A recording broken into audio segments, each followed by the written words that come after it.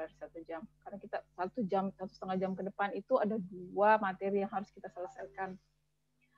Oke, untuk 2 materi terakhir ini, tarsal tunnel syndrome dan perennial paralysis syndrome itu adalah kelainan yang melibatkan ekstremitas inferior. Jadi kalau tarsal tunnel syndrome itu sebenarnya tidak terlalu sering kita temukan ya. Tarsal tunnel syndrome itu di bawah mata kaki, malleolus lateral sebelah luar ya. Jadi malleolus lateralis di situ lewat tarsal tunnel syndrome. Nah, kenapa jarang diidentifikasi? Karena sindrom terowongan tarsal ini sering salah diagnosa atau sering salah interpretasi dengan plantar fasciitis ya. Karena kan plantar fasciitis itu nyeri juga pada daerah tumit. Jadi kadang-kadang pasien kan dia mengeluh nyeri tapi dia tidak bisa menunjukkan lokasi dengan jelas. Jadi dia cuma bilang di kaki, daerah tumit, padahal sebenarnya antara malleolus lateral dengan tumit itu banyak struktur di situ. Nah, struktur yang terlibat juga bisa berbeda-beda, terapinya juga bisa berbeda-beda. Karena jadi tarsal tunnel syndrome dengan plantar fasciitis itu seperti antara CTS dengan tenosynovitis tadi. Kalau plantar fasciitis itu dia adalah radang pada fascia ya, di fascia di plantar, jadi radang inflamasi.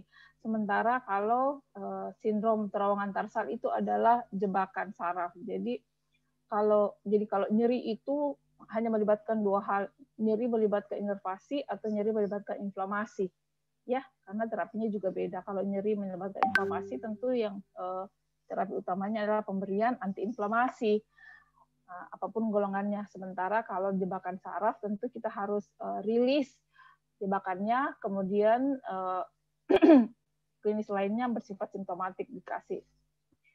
Oke, kita mulai aja ya. Nah, tarsal tunnel syndrome ini merupakan tarsal tunnel syndrome atau disebut juga dengan sindrom terowongan tarsal, merupakan kompresi pada cerukan juga ya, pada lengkungan atau pada kanal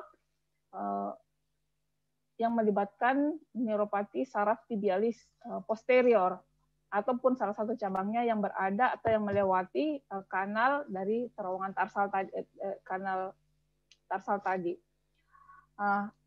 Kompresi ini bisa disebabkan oleh berbagai kondisi, misalnya ada tumor itu misalnya tumor karena ini tumor itu kan terminologi umum untuk semua benjolan. Jadi misalnya lipoma ataupun benjolan-benjolan lain atau ganglion misalnya ya, atau varises itu dilatasi dari vena tibialis posterior yang lewat di situ yang juga ikut masuk lewat di terowongan tarsal tadi. Kemudian bisa juga karena trauma atau penyakit sistemik, misalnya misalnya contoh tadi pada diabetes ya, penyakit sistemik. Nah, secara umum sindrom pada terowongan tarsal itu kita bagi atas 2 ya, tarsal anterior, TTS anterior dan TTS posterior. Namun yang paling banyak terjadi adalah sindrom terowongan tarsal yang posterior. Nah, tapi kita akan bahas dua-duanya sekarang. Nah, sindrom terowongan tarsal ini sama dengan sindrom pada STK tadi, sindrom terowongan karpal, tetapi melibatkan saraf yang berbeda. Kalau di STK tadi itu adalah nervus medianus, kemudian tetapi yang di TTS ini adalah melibatkan nervus tibialis posterior yang juga melewati flexor retinaculum. Jadi sama-sama di flexor retinaculum. Oke. Nah, sepintas mengenai jadi yang harus kita bahas adalah anatomi saraf tibialis posterior tadi. Kemudian yang kedua adalah struktur yang menyusun terowongan tarsal tersebut. Nah, ini secara garis besar, jadi nervus tibialis posterior itu merupakan percabangan dari saraf tibialis ya. Seperti kita ketahui bahwa saraf tibialis itu merupakan satu komponen dari saraf sciatica atau sciatic nerve. Nah, sciatic nerve ini atau saraf ischiadicus ini merupakan saraf yang terbesar dan saraf yang terpanjang pada struktur tubuh kita, dibentuk oleh anyaman dari radix. Jadi dia merupakan bagian dari anyaman plexus sacralis ya. Nah, plexus sacralis itu kan dibentuk dari radix saraf spinal yang keluar dari segmen lumbal 4 sampai yang keluar dari segmen sakral 4. Jadi L4 sampai S4 itu adalah plexus sacralis. Nah, nervus ischiadicus sendiri itu dibentuk oleh komponen akar saraf dari segmen lumbal 4 sampai dengan sakral 3. Kalau sakral 3 dan sakral 4 itu akar sarafnya membentuk nervus pudendus ya.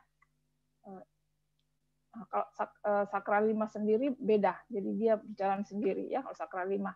Nah, untuk sciatic nerve atau nervus ischiadicus ini ada dua komponennya, ada komponen fibular atau komponen peroneal, kemudian ada komponen tibial. Nah, yang nervus saraf tibial tadi inilah yang pada akhirnya akan membentuk saraf tibial posterior. Nah, untuk saraf tibialis sendiri itu mempunyai 3 cabang. Jadi ada cabang yang pertama itu adalah ini cabang calcaneus medialis. Kemudian ini cabang calcaneus medialis ini nanti yang turun ke bawah akan membentuk suralis ya, bergabung kembali dengan nervus peroneus membentuk nervus suralis. Kemudian ada cabang plantar medialis, kemudian ada cabang plantar lateralis. Nah, cabang pelantar lateral dan cabang pelantar medial inilah yang kemudian paling rentan mengalami sindrom jebakan baik oleh nerve sheath-nya sendiri, oleh selimutnya sendiri, maupun oleh kondisi lain seperti trauma dan kondisi-kondisi yang sudah disebutkan sebelumnya. Ya. Nah, kalau kita lihat ini ya.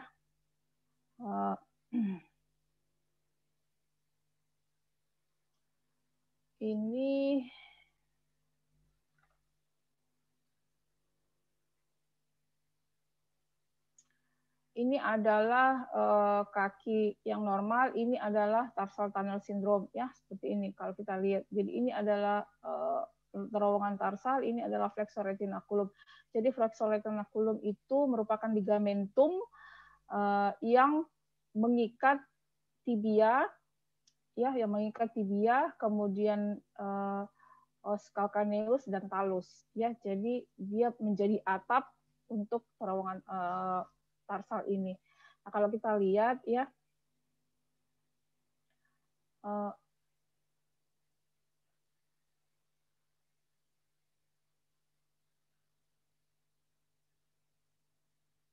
ini adalah ini ya, seperti ini nih, ini yang merupakan atap dari flexor retinaculum. Ini adalah calcaneus, kemudian ini adalah bagian dari os talus.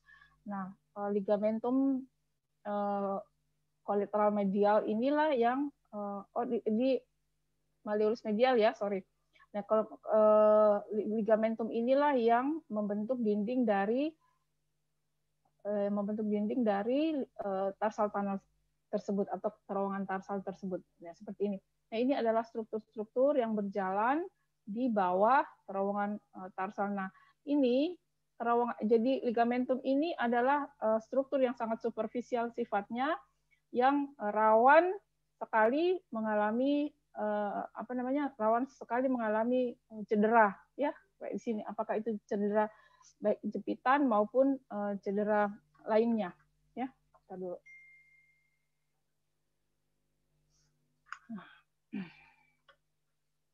Nah, kalau kita lihat struktur. Jadi ini ada tendon di bawah atau di dalam terowongan tarsal tadi lewat 2 tendon, kemudian vena, arteri, dan nervus. Jadi ada 5 struktur yang lewat di situ. Jadi ini yang paling depan adalah tendon musculus flexor digitorum longus untuk tibialis posterior. Kemudian ini adalah tendon flexor hallucis longus. Nah, ini adalah musculus tibialis posterior. Nah, ini adalah saraf nervus tibialis posterior. Nah, ini adalah flexor retinaculum. Nah, isi jadi struktur dari terowongan tarsal itu dibentuk oleh 4 struktur ini setidaknya, ya, yaitu flexor retinaculum, kemudian calcaneus bagian medial, kemudian talus, dan musculus abductor hallucis pada bagian inferiornya. Kemudian isi dari terowongan itu adalah ini, ada nervus tibialis, kemudian arteri tibial posterior, kemudian tendon musculus flexor hallucis longus, kemudian tendon musculus flexor digitorium longus, dan tendon musculus tibialis posterior, ya. Nah, ini. Jadi ini adalah ilustrasi dari terowongan tarsal tadi. Ini tibia, kemudian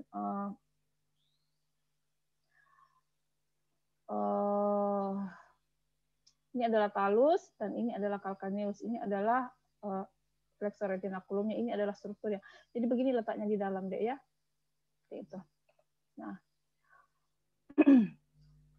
beberapa hal yang bisa menyebabkan terjadinya jebakan, ya, pada sindrom jebakan pada terowongan tarsal. Jadi yang pertama cedera.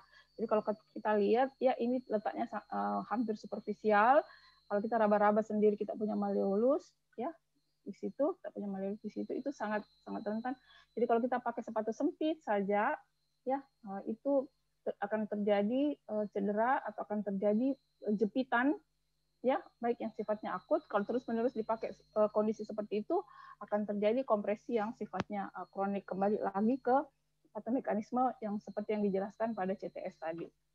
Nah, penyebab paling sering dari tarsal tunnel syndrome ini, yang pertama adalah cedera, kemudian yang kedua adalah struktur yang membesar atau tidak normal yang memenuhi terowongan tarsal. Jadi struktur yang membesar atau tidak normal itu misalnya ada space occupying lesion, misalnya ada benjolan, kayak tadi ada lipoma, ya, yang sebenarnya dia tidak harus ada di situ, tetapi kemudian dia ada di situ, akibatnya menekan struktur-struktur yang sudah ada sebelumnya. Penyakit sistemik misalnya diabetes atau osteoartritis, ya. Kemudian tenosynovitis. Tenosynovitis itu adalah inflamasi pada tendon-tendon yang tendon-tendon otot yang melewati terowongan tadi. Nah, ini diagnosisnya, ya, sama. Jadi diagnosis itu ditegakkan dari satu anamnesis, kemudian yang kedua pemeriksaan fisis, dan yang ketiga adalah pemeriksaan penunjang yang kita minta. Nah, anamnesis tadi tentu pasien akan mengeluhkan rasa nyeri atau kebas, ya, pada daerah malleolus medialis seperti ini. Jadi harus dibedakan antara plantar fasciitis. Plantar fasciitis itu di sini. Kemudian yang sindrom terowongan tarsal itu di daerah malleolus, ya. Nah, biasanya kalau plantar fasciitis itu akan diperberat dengan pasien melangkah, ya. Karena plantar fasciitis kan di bawah ini adalah fascia plantaris, ya. Jadi kalau pasien melangkah, maka arcus pedisnya itu akan meregang, akan flatten, mendatar, menyebabkan tarikan pada fascia plantaris. Jadi kalau ada inflamasi di sini, dia akan menimbulkan nyeri. Sementara kalau untuk tarsal tunnel syndrome itu dia daerah malleolus dan tidak dipengaruhi oleh langkah seperti itu. Nah, kalau plantar fasciitis itu biasanya nyerinya itu pada langkah awal, ya, misalnya pada pagi hari, pada saat baru mulai melangkah, tetapi semakin hari semakin nyerinya itu semakin meredah, ya, semakin siang. Tapi kalau pada sindrom terowongan tarsal tidak, ya, karena dia jebakan saraf di situ, sarafnya terjepit di sini, ya. Nah, kemudian pemeriksaan fisis dapat dilakukan seperti tadi, ya, seperti pada CTS, yaitu tinel, jadi ketukan, ya, tinel tes diketuk pada daerah ini, daerah perjalanan nervus tibialis posterior tersebut. Nah, atau dorsofleksi, atau ini sebenarnya dorsofleksi atau eversion, jadi dikasih dorsofleksi, kemudian dikasih eversi keluar, lipat keluar, ya, itu sama dengan kalau kita melakukan Valen test yang dilipat, ya, tangannya. Jadi lipat. Jadi itu hanya untuk memprovokasi nyeri yang pada kompresi saraf tibialis posterior tadi, ya. Kemudian tentu dilakukan pemeriksaan sensorik. Nanti ada CSL-nya, ya, khusus untuk pemeriksaan fisis. Nah, nyeri yang dirasakan itu di sekitar pergelangan kaki, tumit, ya, tumit itu di sini ya, ini mata kaki, kemudian jadi harus dibedakan. Terus gejala muncul saat berdiri terlalu lama, berjalan dan memberat pada malam hari, kemudian ini pemeriksaan fisiknya. Pemeriksaan elektrodiagnostik juga dilakukan dengan pemeriksaan EMG tadi dengan KHS seperti yang dilakukan pada CTS. Jadi ini ya, ini pemeriksaan EMG yang dilakukan pada tibialis dengan plantar saraf plantaris ya. Kemudian ini ada lipoma, ini MRI ya, ada lipoma kelihatan. Nah, ini pembedahan operasinya. Saya tak kasih di anatominya. Oh, sudah ya. Nah, sekarang untuk yang anterior tarsal tunnel syndrome,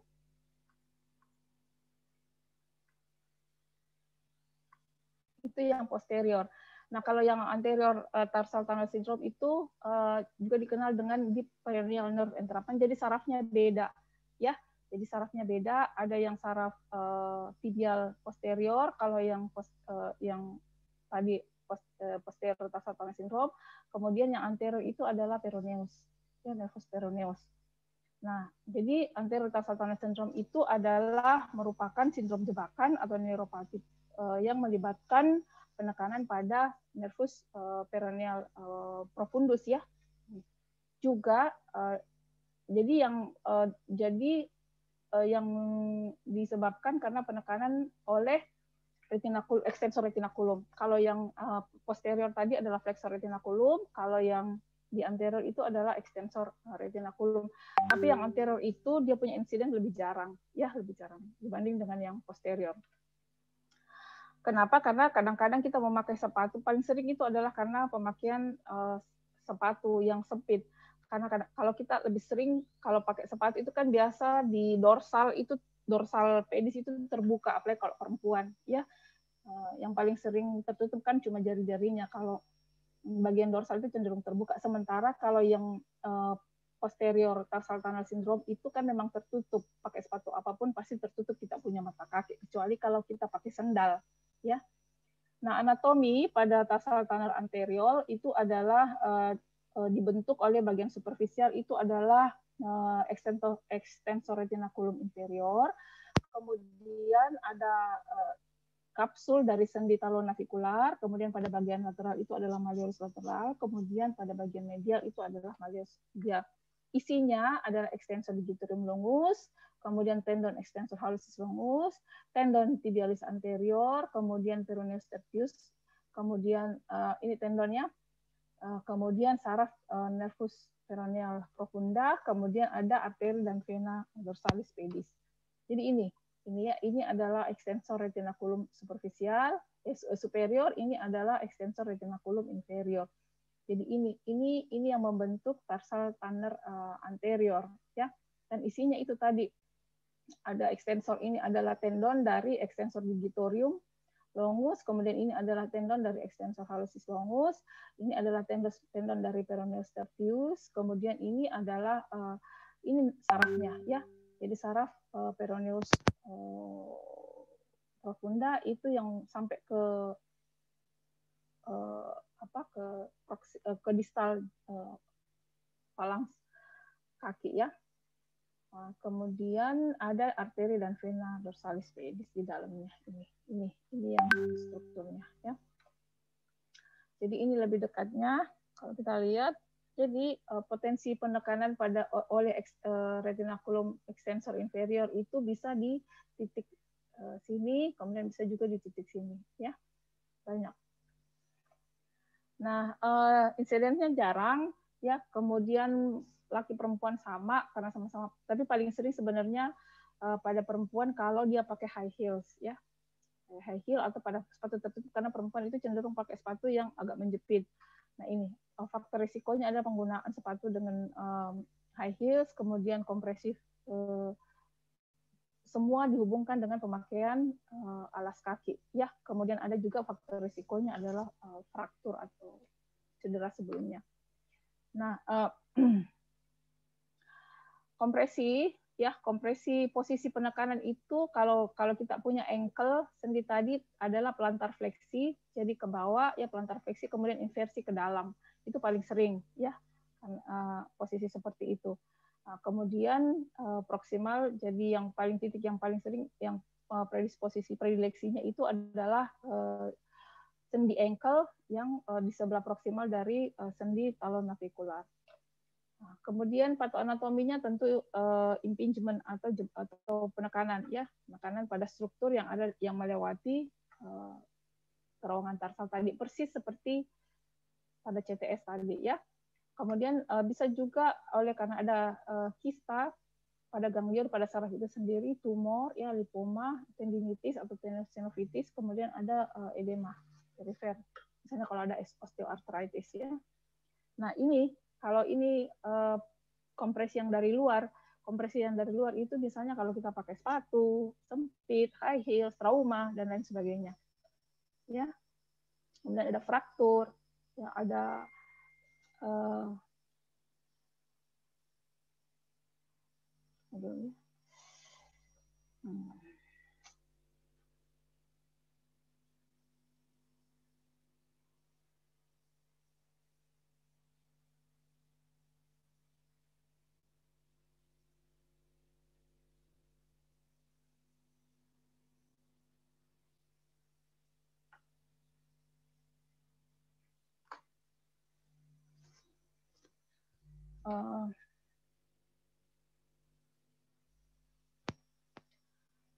gejalanya adalah paresthesia ya, dystesia itu nyeri ya, nyeri dengan kram. Kalau paresthesia itu kram tok pada daerah dorsal atau daerah punggung kaki ya, kemudian terutama pada lateral hallux, kemudian jari kedua ya, itu adalah merupakan lokasi yang paling sering.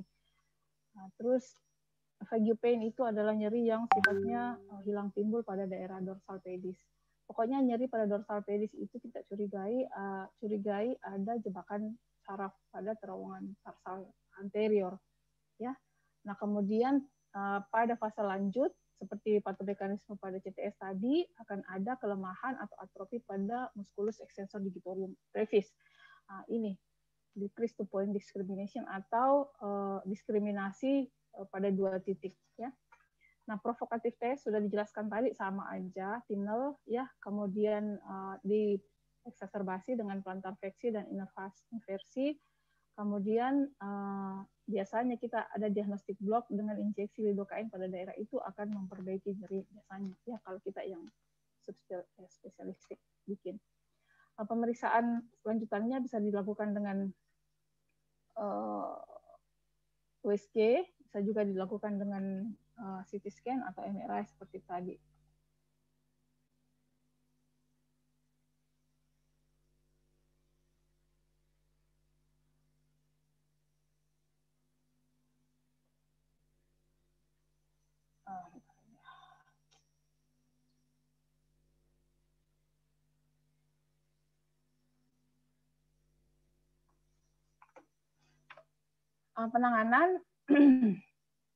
Penanganan itu deh kita selalu berpikir adalah konservatif atau medikamentosa, kemudian non operatif. Jadi operatif atau non operatif. Non operatif itu adalah fisioterapi dan medikamentosa. Kalau untuk yang medikamentosa tentu kita berikan analgetik ya kalau nyeri, dan kalau untuk kram-kramnya biasa kita kasih gabapentinoid kayak gabapentin dan sebagainya. Atau kalau misalnya ada keterlibatan inflamasi di situ, maka bisa kita berikan antiinflamasi ya, misalnya ibuprofen atau golongan NSAID lainnya.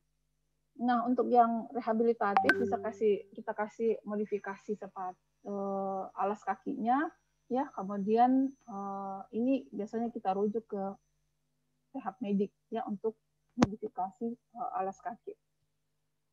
Ini ya. Kalau untuk operasi biasanya dilakukan rilis dari deep peroneal nerve. Kalau operasi biasanya kan dibuka, kalau kita di neuro biasanya kita pakai minimal invasif dengan hidrodiseksi. Jadi pelepasan saraf di perinealnya itu dengan menggunakan cairan. Jadi kita suntik dengan larutan solusi NaCl atau dextrosa 5%, volume buang agak besar, 4-5 cc untuk melepaskan jepitan tersebut. Ya, prognosisnya bagus karena jarang juga ya seperti itu. Oke, kesimpulan tarsal tunnel syndrome adalah kompresi neuropatik saraf tibialis posterior dan salah satu cabangnya di dalam tarsal tunnel. Kemudian sangat dalam melakukan anamnesis perlu digali kebiasaan pasien untuk menggunakan alas kaki atau riwayat penyakit sebelumnya, apakah ada osteoartritis, apakah diabetes, kemudian apakah ada trauma sebelumnya, ada kebiasaan berdiri lama, kemudian ada penggunaan alas kaki yang berlebihan, misalnya pada atlet dan sebagainya. Nah, kemudian setelah diagnosis ditegakkan dengan anamnesis pemeriksaan fisik dan pemeriksaan penunjang lainnya, perlu dilakukan perencanaan penanganan secara tepat. Ya, itu untuk tarsal tunnel tidak banyak karena mekanismenya sudah kita jelaskan panjang lebar. Itu mirip, jadi jebakan saraf fase akut, jebakan saraf fase kronis itu mirip satu sama lain, ya. Yang berbeda cuma struktur yang terlibat.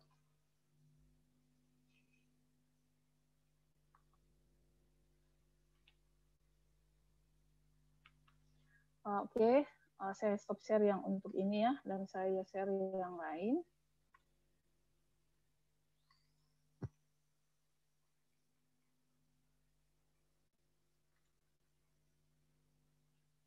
Ini bisa lihat. Oops, masih ini deh.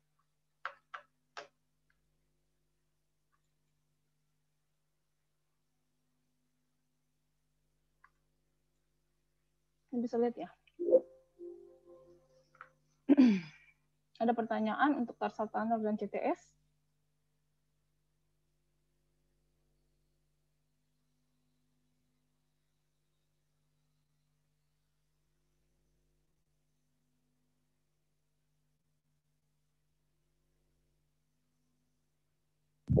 Tapi dok, izin bertanya dok.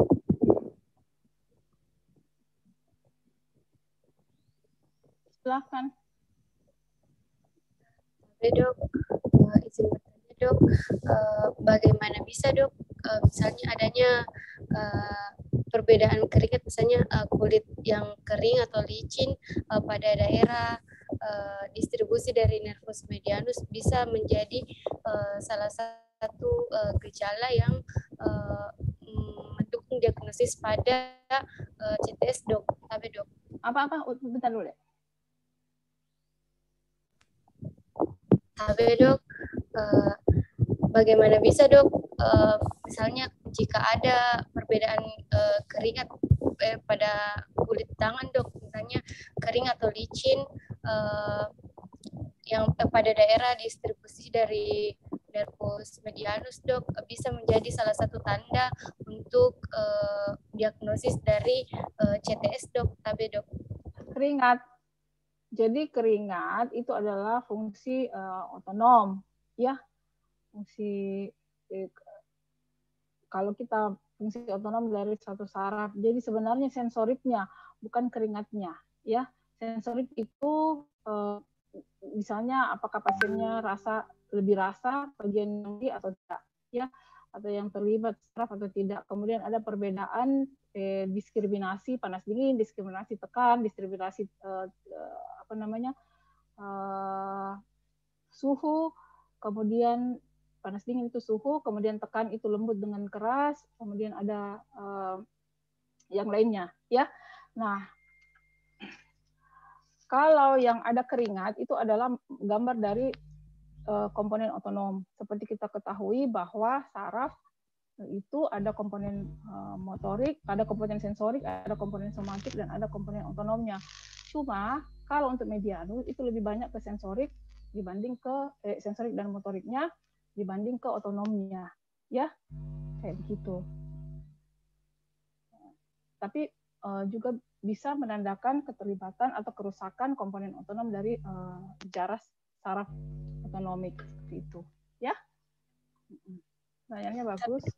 Oke dok, terima kasih banyak dok. Oke, kita lanjut aja dengan paralisis saraf peroneal. Oke, jadi paralisis saraf peroneal itu adalah mononeuropati atau neuropati yang paling sering atau yang paling umum ditemukan pada ekstremitas inferior. Kelemahan dorsofleksi atau pergelangan kaki dan penurunan kaki atau ini ya dorsofleksi dengan plantarfleksi ekstensi, fleksi ekstensi itu maksudnya ini yang merupakan manifestasi umum dari neuropati pada sindrom peroneal, paralisis peroneal. Dapat juga disertai dengan hilangnya sensasi yang terbatas pada distribusi saraf nervus peroneus profunda atau superficial pada cabang-cabangnya. Nah, kalau kita lihat ini ya, jadi ini adalah kalau dari belakang seperti yang sudah saya jelaskan tadi bahwa nervus ischiadicus itu akan bercabang menjadi dua, menjadi nervus tibialis dan nervus peroneus communis. Nah, pada daerah di kaput fibula, ya ini fibula, ini tibia, ya ini saya itu sering ini loh.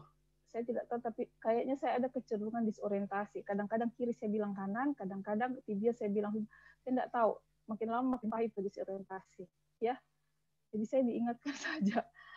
Gitu. Bahkan saat menyetir pun kadang-kadang saya mau belok kanan, ternyata saya belok kiri. Parah sekali saya punya disorientasi seperti itu. Mungkin ada gangguan fungsi di otak.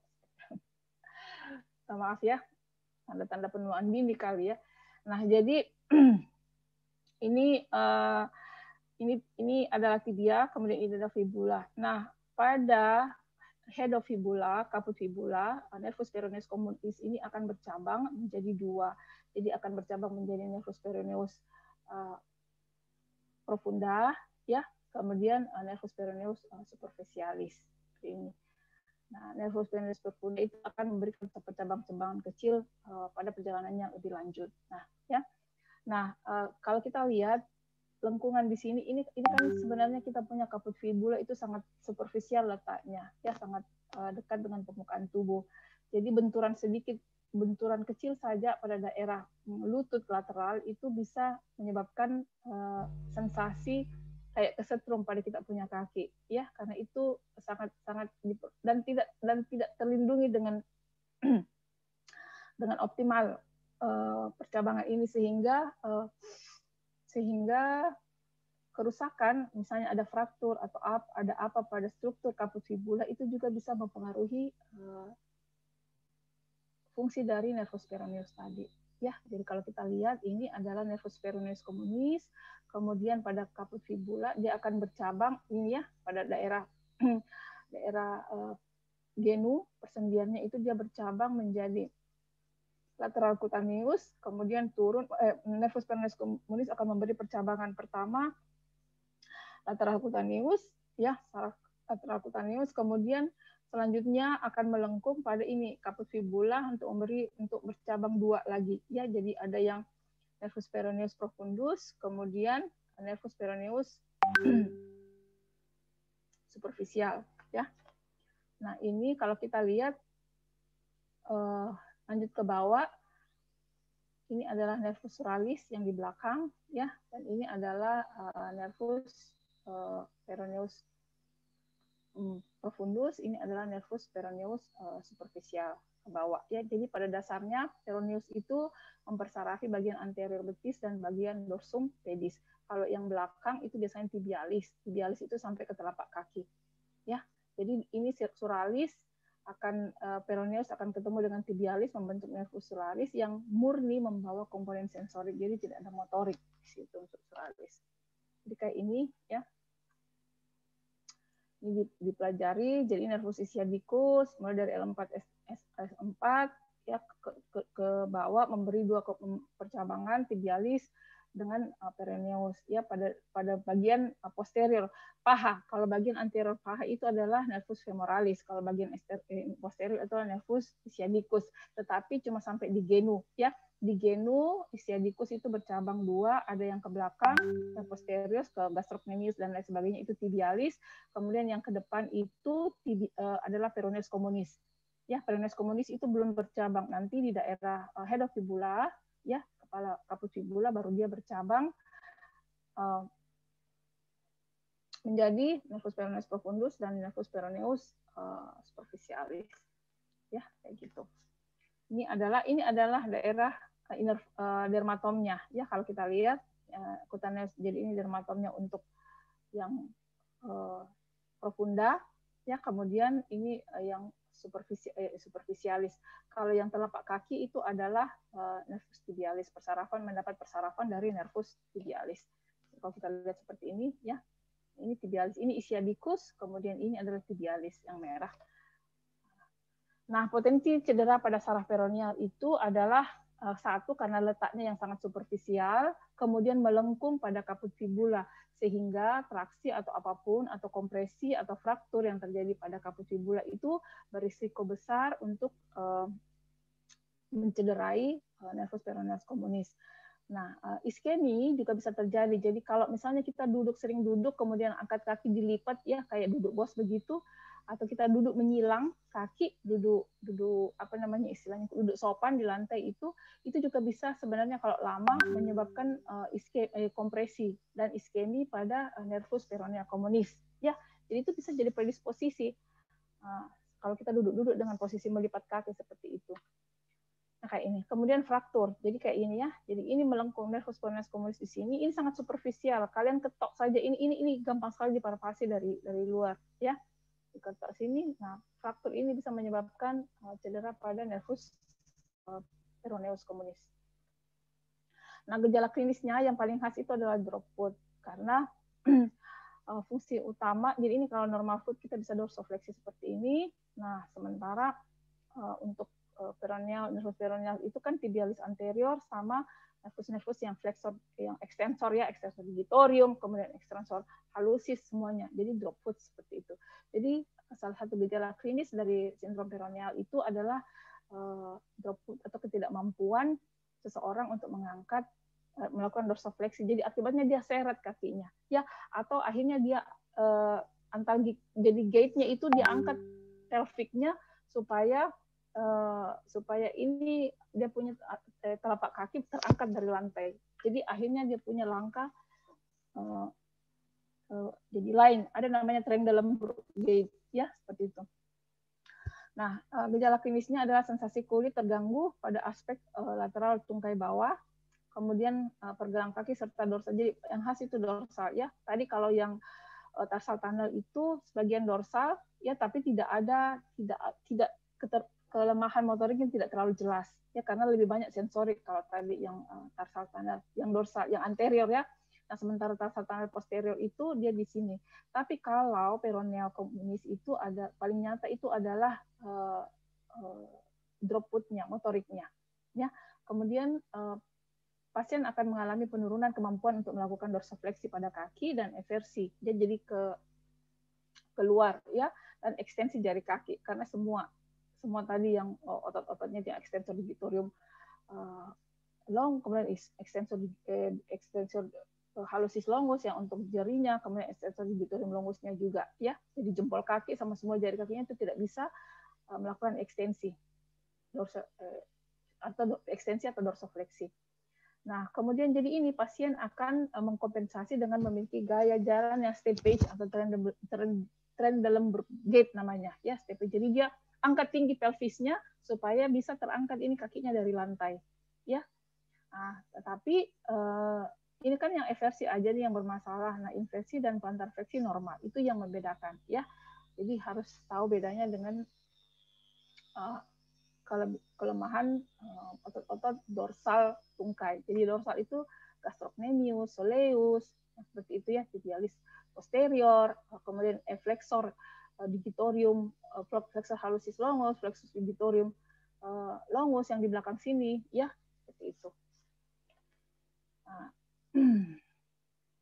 Nah, ini kelemahan progresif dari otot-otot peroneus yang nanti tibialis anterior yang mengakibatkan foot drop-nya. Jadi ini, nanti kalau ada soal pada saat kalian ujian, jadi jelas apa yang menyebabkan kelemahan tibialis anterior dan apa yang menyebabkan kelemahan musculus tibialis posterior, ya. Beda persarafannya.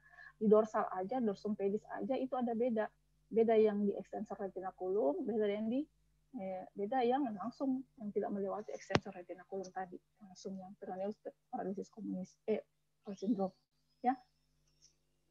Kemudian paresis ini akan mengakibatkan kelemahan pada pergelangan kaki dan merupakan predisposisi jadi keselio, jadi ada kecenderungan orang untuk mengalami cedera ankle yang berulang. Jadi orang yang dengan cedera ankle berulang juga itu bisa kita tanya, bisa kita periksa apakah memang dia ada kelemahan pada otot-otot ekstensornya tadi. Kalau yang profunda jarang cedera di bagian pergelangan kaki, biasanya disebabkan karena ini, sepatu ya. Nah, klinisnya adalah nyeri di regio dengan kelemahan minimal dan gangguan sensorik yang hanya melibatkan jari 1 dan jari 2 kaki ya. Nah, kemudian pemeriksaan fisik dilakukan seperti tadi juga, kemudian ada pemeriksaan resistensi otot ya. Pemeriksaan elektrodiagnostik juga bisa dilakukan. Nah, penanganan bisa diberikan terapi non operatif dan terapi operatif. Kembali lagi, terapi non operatif itu adalah terapi konservatif dan rehabilitatif dan medikamentosa. Kalau medikamentosa biasanya kita kasih kalau sudah food drop seperti itu kan biasanya agak lambat ya. Nah, kalau food drop begitu biasanya kita sudah refer untuk mendapatkan alat bantu yang adaptif, misalnya pakai tongkat, pakai kruk, atau alat bantu jalan, ya, yang bisa membantu menormalkan pola gaya berjalan. Nah, kalau TEMS juga, jadi kita berikan stimulasi, ya kalau di neuro itu kita bisa kasih TMS namanya, transmagnetic stimulasi, untuk mengurangi dan menghilangkan rasa sakit, boleh dikasih TEMS, boleh juga dikasih obat-obat analgetik, ya. Nah, ini pasien harus diedukasi untuk menggunakan posisi bantu dan posisi anggota badan dengan betul.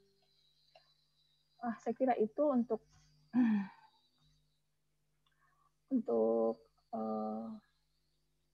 peroneal paralisis saraf peroneal ya, paralisis saraf peroneus komunis.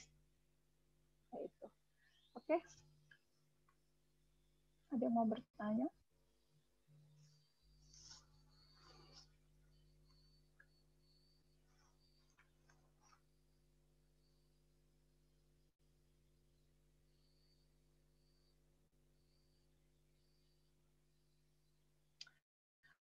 Kalau tidak ada yang mau bertanya, nanti kan kita ada CSL ya.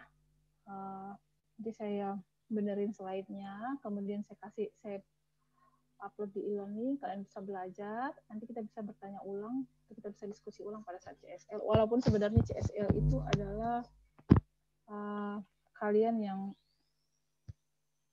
lebih banyak aktif, tapi kita gunakan sebagai tempat diskusi juga tidak apa-apa. Ya. Saya tahu kalian cukup lelah kuliah dari pagi. Sebentar ada lagi kuliah setelah ini ya? Tapi dok, iya dok, ada dok. Oke. Sebenarnya kan waktunya selesai jam 2:30 ya. Jadi kalian istirahat aja deh. Biasanya juga kalau tidak jenuh. Ada yang mau bertanya?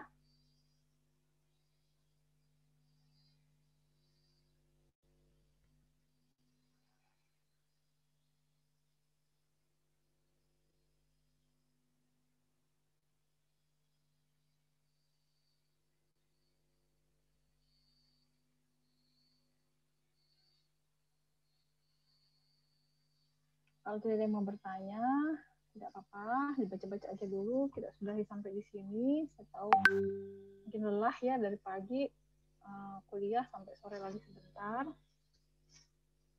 Itulah resikonya. Oke, kalau tidak mau bertanya, mohon maaf ya atas segala kekurangan, segala kesalahan. Nanti adik-adik baca-baca, buku rujukannya ada, ya, ada modul-modul saraf tepi dari POK di saraf tepi Perdosi, neurologi, departemen neurologi ada kok rujukannya di situ. Kemudian pemeriksaan fisik untuk jebakan saraf juga ada, boleh dibaca di situ, ya, lengkap. Sambil dibuka-buka juga atlas anatominya. Nanti kita diskusi pada CSL-nya. Oke ya, kalau tidak ada, saya kira saya akhiri sampai di sini. Kalian menunggu untuk video berikutnya. Ya, boleh enggak saya stop share ya?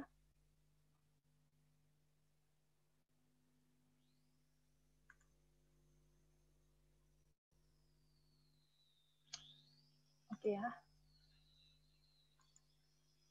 Ya.